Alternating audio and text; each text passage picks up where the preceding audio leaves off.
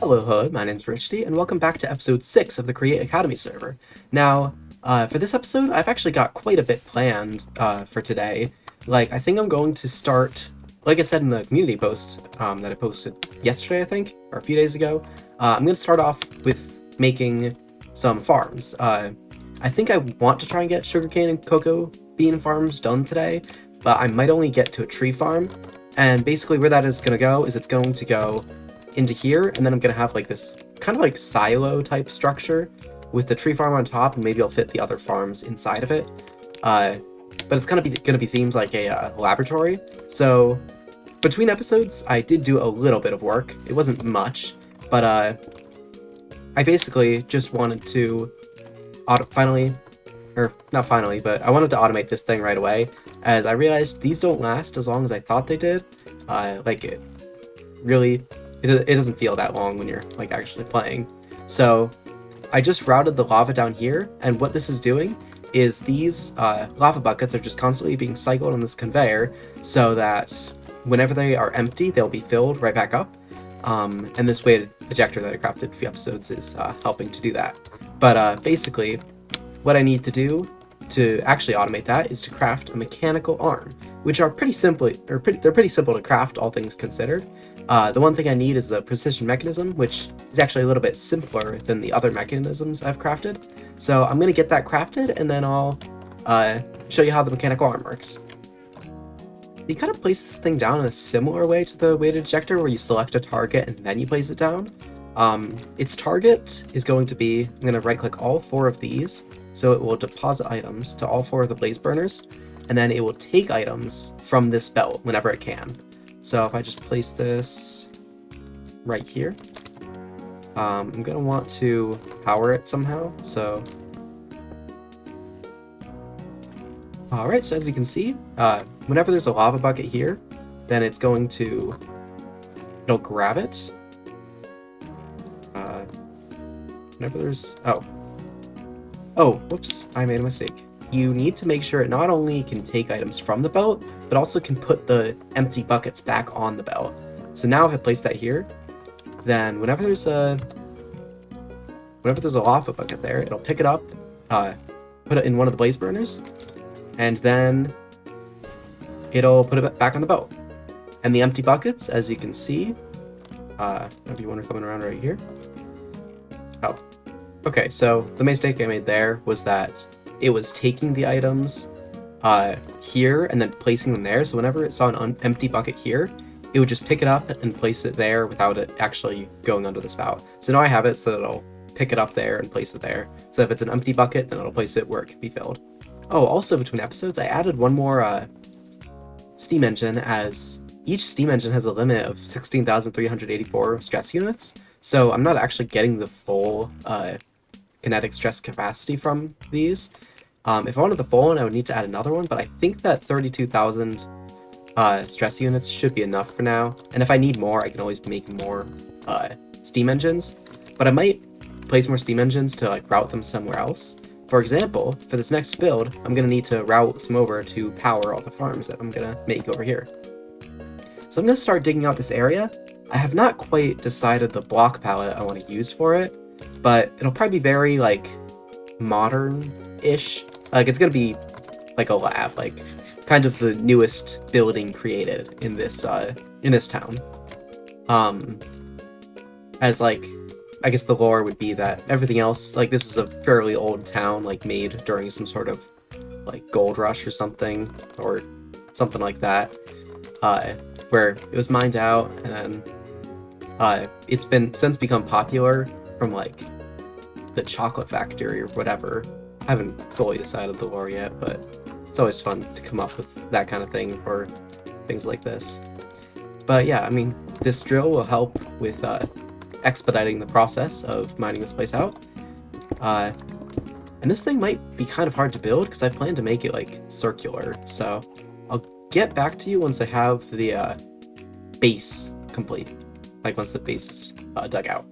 Oh, and one more thing I forgot to mention. I actually saw an ad on the Discord for like a hyper enchanting shop. So I got one of my pickaxes, or I got another pickaxe with the diamonds I had in my chest, and made another one to put fortune on it. And then I also went to the hyper enchanting shop to get Unbreaking 4, Efficiency 5, and Fortune 4, which are going to be really useful. Like, right now I can insta-mine all stone. But anyway, back to digging. Alright, so this is probably going to be the first mostly above ground structure that I've made here.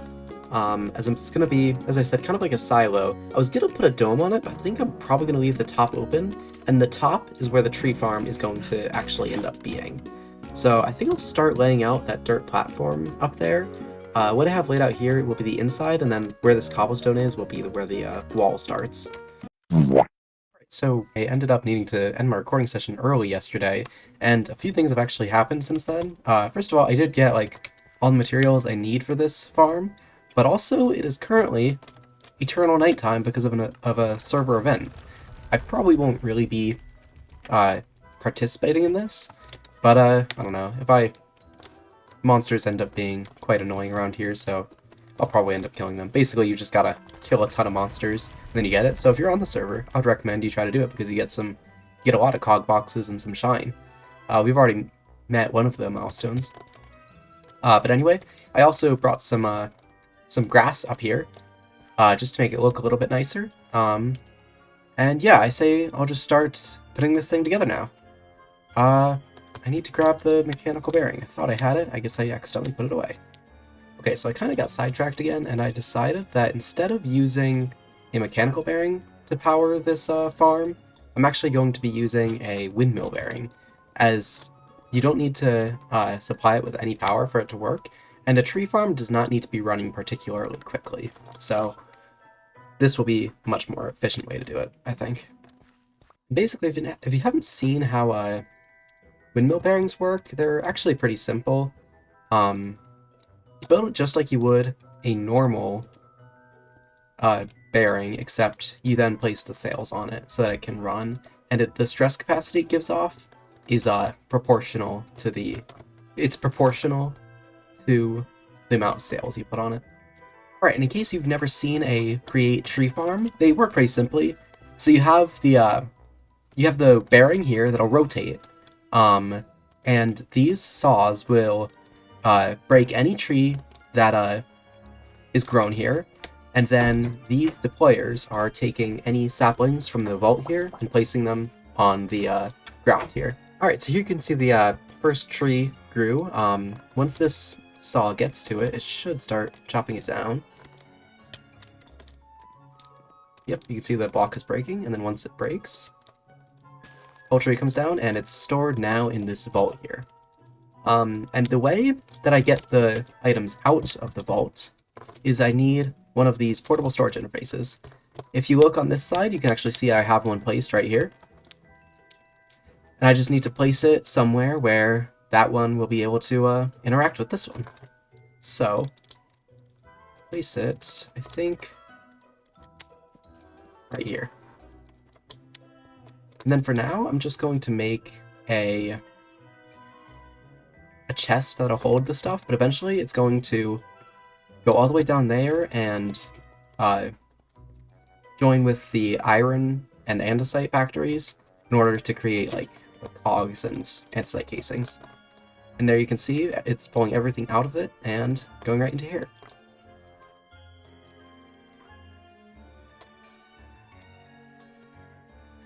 And something that would probably be smart to do is to filter out any saplings so that the deployers will always have a backlog. But I'm thinking it should usually be able to plant any saplings it gets before it gets to the portable storage interface, so it won't even have a chance to empty them out. But then if it has excess, then it'll just empty it so that this thing doesn't fill up. So next I was thinking of doing a cocoa bean farm, but the issue is I don't actually have any cocoa beans right now. I don't think I do anyway. Yeah, so I need to find a jungle in order to get those. So I guess I'll go exploring and find that. So I did say that I was going to build a sugarcane farm and a cocoa bean farm this episode, but I think it would actually be better if I were to start work on the andesite farm. As andesite alloy, as you've scene is used for like just about everything in the Great mod. So if I have that automated, then I can automate cogs and I can automate andesite casing, and it'll just make everything a lot easier for building new farms. So I think that that's what I'll do next, and then hopefully next episode I'll get to building the sugarcane and cocoa bean farms. Alright, so I found quite a bit of stuff in the expedition. I've already put it all away, but I found like a swamp, and since it's nighttime, I got some slime balls from it. I got a few different types of wood. I got some dark oak, some mangrove, and some cherry. I seem to have forgotten to pick up any jungle saplings, which is quite a mistake, but I at least got the cocoa beans and I've got plenty of jungle logs. Although I think I am actually going to wait to build the cocoa bean farm until next episode. And I guess since I said I would explain it, the season item for this season is the harvest menu, which requires 3 food items. It requires a sweet one, which has the chocolate-covered marshmallows, which I could make, or it also has the chocolate pie, which the chocolate pie can also be made with chocolate. I would just need to make some pie crust, which actually that might be the better option because I think that would be easier to automate than the slime balls for the marshmallows. The middle one is like a big meal. I'm not entirely sure I'm going to do that yet, but the other one requires some sort of drink, and the one I was thinking of was obviously the hot chocolate, which requires hot cocoa, which can be made with milk and chocolate. But yeah, first I'm going to actually I'm going to try and build a andesite factory.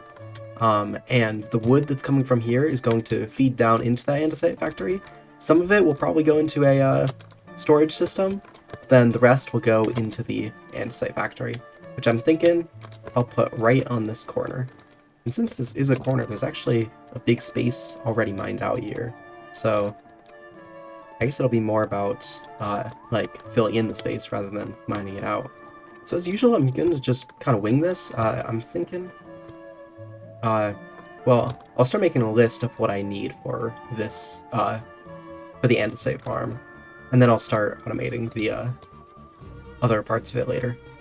Alright, so it's a little bit more than what I thought, but I'll need the basin for actually compacting the andesite. In fact, I'll actually, now that I think about it, need 2 basins. But andesite's crafted, I think I showed it before, but 2 flint, 1 piece of gravel, and a little bit of lava. So I would compact that, and then I would bring it into another basin with the iron nuggets from my iron farm, and it would make andesite alloy, and then I'd just store it in this area. I think the farm will be entirely underground, as there's not really a good way to show it. And then this area will be entirely storage for all of the cogs and the andesite alloy and everything that's made from the andesite alloy. But I guess we'll just start kind of laying out a space for it. I'm just going to take them from right here. So there's just going to be like an offshoot that brings the flint and the iron nuggets into the area where I'm going to farm them. But first, I'm actually going to craft another precision mechanism to create a couple rotation speed controllers, just so I can make things a little bit smaller. Rotation speed controllers are pretty nice because I don't need to constantly be doing the gear shifting with the small and large cogwheels, and they're pretty easy to craft, all things considered.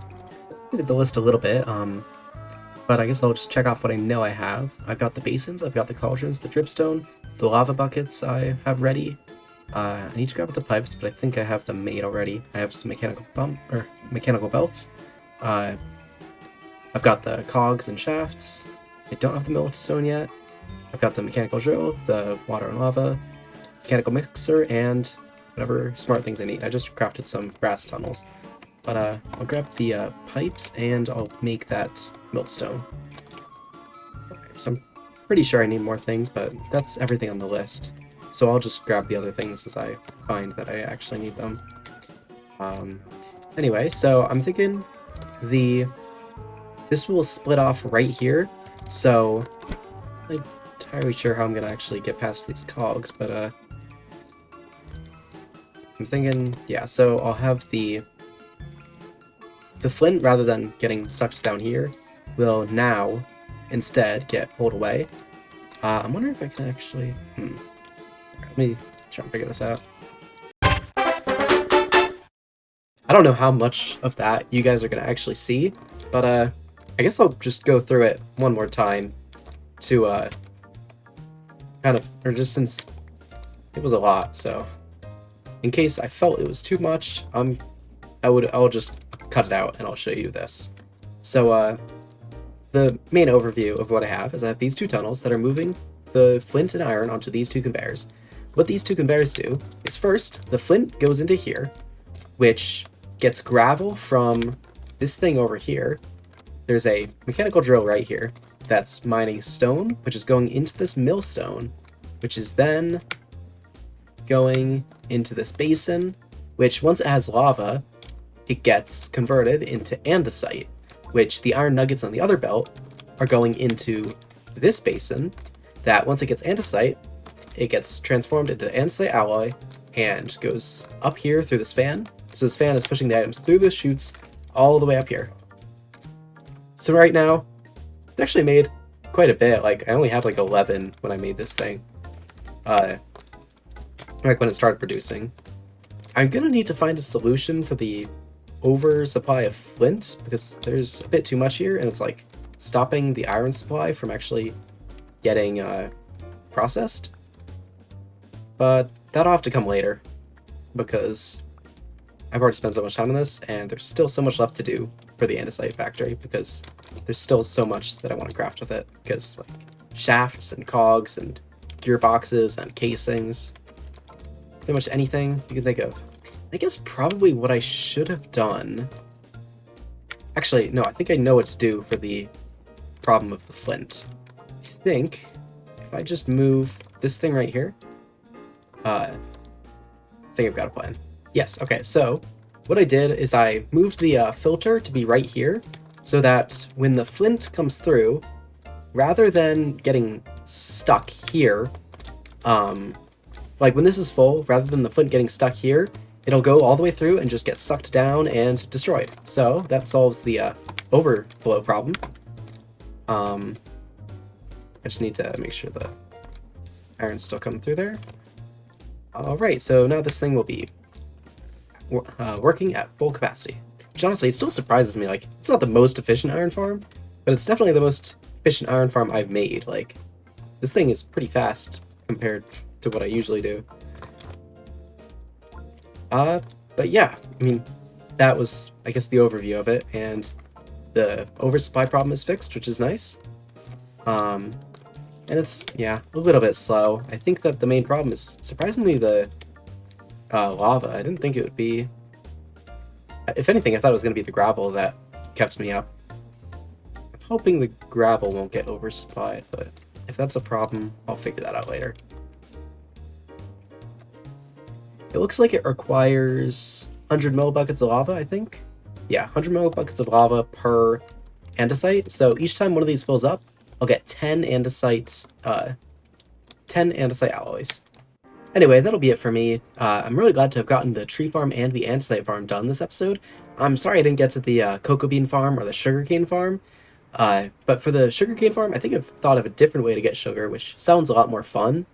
And the cocoa bean farm shouldn't be too complicated, so I should be able to get that done next episode.